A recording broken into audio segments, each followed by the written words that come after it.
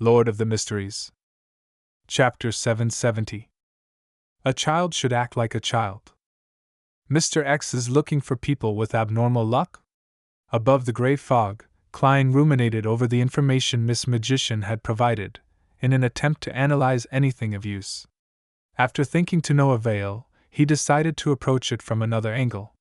He first recalled the people who had abnormal luck around him to see if there were any connections. The fog sees strongest Hunter Anderson Hood counts as one. Dr. Aaron Series is another. Both of them were affected by one of the snakes of fate. Angel of Fate Ouroboros was one of the creators of Rose Redemption. This secret organization supports and believes the true creator. The Aurora Order is equivalent to the true creator's church. A series of circumstances surfaced in Klein's mind as he quickly came to a conclusion. This is Angel of Fate Ouroboros' attempt to search for Snake of Fate Will Auseptin. He is driving the members of the Aurora Order to help him find Snake of Mercury Will Auseptin. And this implies that behind Mr. X, there's a king of angels existing somewhere in Backland. Under such circumstances, assassinating Mr. X will be equivalent to having a death wish. It's no wonder Mr. X doesn't care about the uniqueness of Backland. The official factions would at most imagine that he has a saint backing him. In the official dossiers, the Aurora Order only has 5 saints. This way, they will respond in the wrong manner. After Klein made the judgment, the first thought he had was to decline Miss Magician's request, and also to warn her not to provoke Mr. X. If it wasn't because sounding the alarm might affect Snake of Mercury Will Auseptin, while the Church of the Evernight Goddess clearly had records of Dr. Aaron Series' bout of bad luck, Klein would have gotten Miss Magician to report both the Angel of Fate Ouroboros and Mr. X to a particular church. He calmly thought for another few seconds and conjured the World Gehrman Sparrow, making him pray in the gray fog. "I'll confirm the situation and give you a reply tomorrow." He didn't directly reject her commission, as he planned on first asking Snake of Mercury Will Auseptin. He then immediately returned to the real world, and he carefully took out the extremely fragile paper crane from his wallet before gently unfolding it. Klein wasn't in a rush to write anything. Instead, he first recalled the various questions he needed to consult Will on. After thinking up a draft, he got out a pencil and sharpened it with a blade.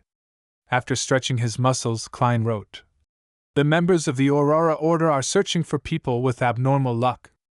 I wonder if you know how to use the Worm of Time to create charms. Does your placenta blood count as a mythical creature's blood? If it does, I hope to obtain 1 drop. What price would I have to offer?" Klein had originally planned on asking Will Auseptin how he was able to maintain his rationality. After all, the Church's information indicated that there had been no public faith in the Snake of Fate. However, he ultimately curbed himself from doing that, afraid that Will Auseptin in his infant state replied, "How did you conceive the notion that I'm rational?" That way, he had no idea if Will was joking or speaking the truth. Although there's no organization that believes in the Snake of Fate, there are certain areas that believe in the God of Luck. It's considered a traditional custom. Perhaps they are an alternative identity of Will Auseptin or Ouroboros. Klein mumbled silently and used the best of his clown abilities before managing to refold the paper crane. He then placed it underneath his pillow.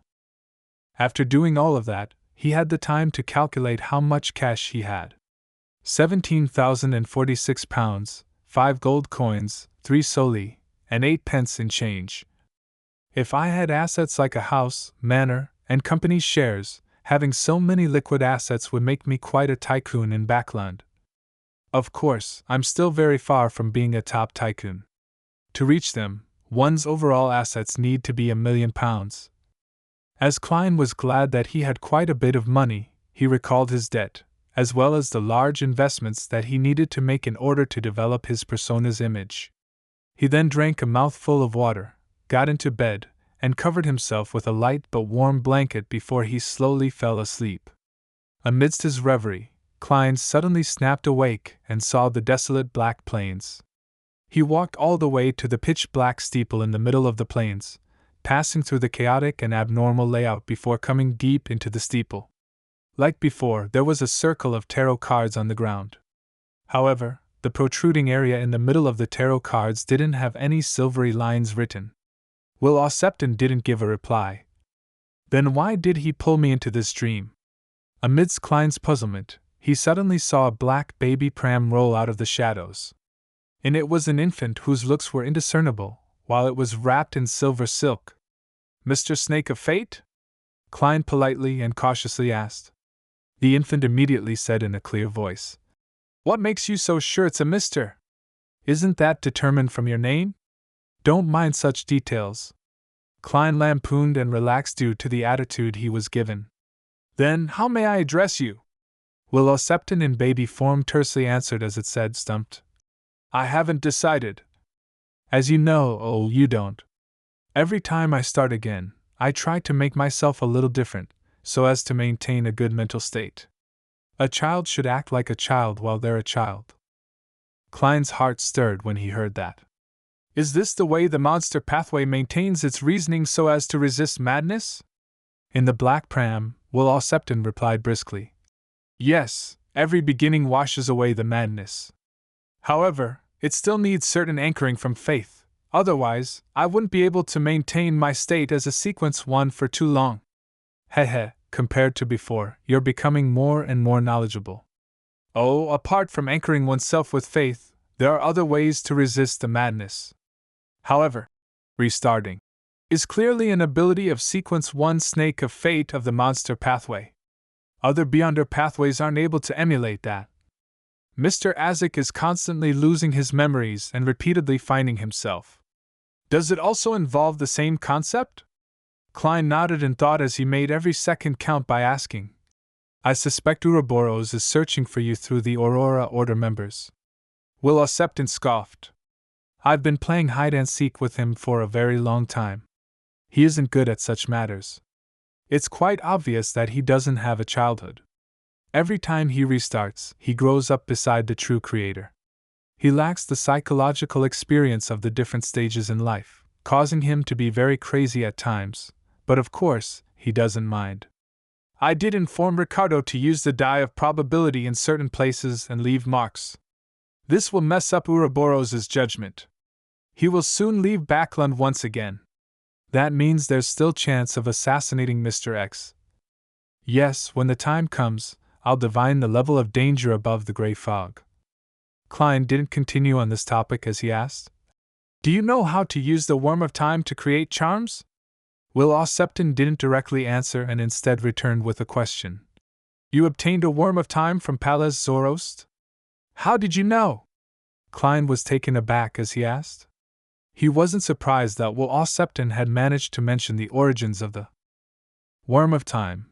After all, there weren't many demigods in the Marauder pathway who could create avatars. But why hadn't he assumed that it was Blasphemer Amon? The latter could also leave behind a Worm of Time.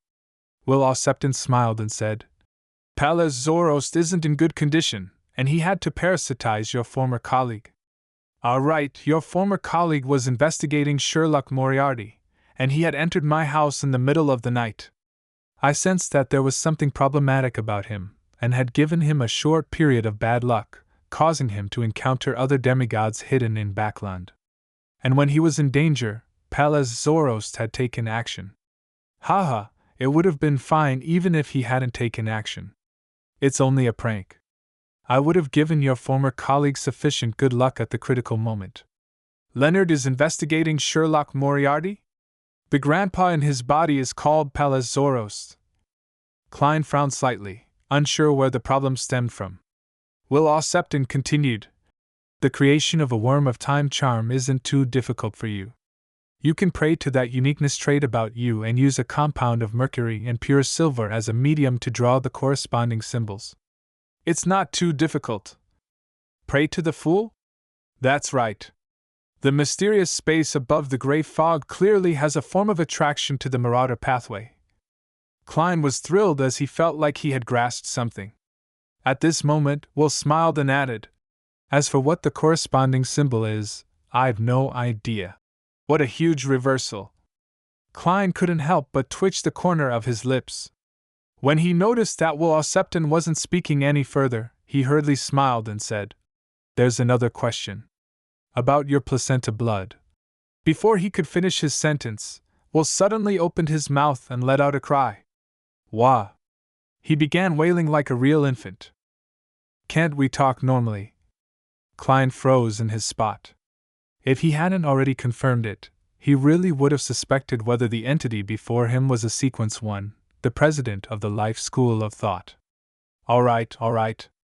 I just wanted to ask if it's the blood of a mythical creature," Klein said as he raised his hands midway. Will stopped crying and said with a laugh, "Of course, but I'll swap it ahead of time. Otherwise, everyone will die on the spot." He paused for a moment before saying, "If you can give me something suitable, it's not impossible to give you 1 drop. All right, goodbye." Just as Will Septon said that, Klein felt the steeple shake as the dream rapidly shattered. Soon he woke up.